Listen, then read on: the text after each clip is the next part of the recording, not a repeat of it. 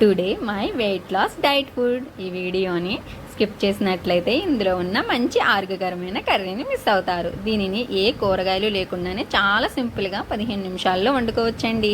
ఇంతకీ ఇది ఏం కర్రీ అనుకుంటున్నారు కదా? మెంతులు మరియు పెసరవడియాల కర్రీ.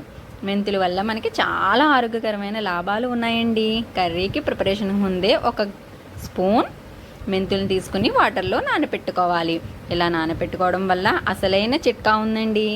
చిన్న పెద్ద తేడా లేకుండానే బీపీ, షుగర్స్, గ్యాస్ట్రిక్స్, కొవ్వు మరియు జీర్ణ సమస్యలు, కంటి చూపు, మోషన్ సరిగా అవ్వకపోవడం వంటి వాటి వల్ల సమస్యలతో బాధపడేవారు చాలామంది ఉన్నారు.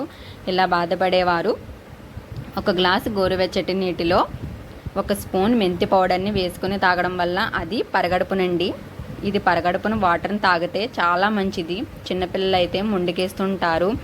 అలాంటి పిల్లలకు మెంతికూర అంటే పప్పు మెంతికూర లేదా ఇలాంటి కర్రీని ఒకసారి వండి చూడండి.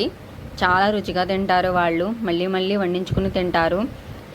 దీంట్లో కొంచెం పులుపు కోసం మాగాయి బద్దలు అంటే ఉప్పులో వేసి ఎండబెట్టిన మామిడి ముక్కలు వేసుకోవాలి. లేకపోతే కొద్దిగా చింతపండు రసాన్నైనా వేసుకోవడం వల్ల చాలా రుచిగా ఉంటుందండి ఈ curry. Like, share and subscribe.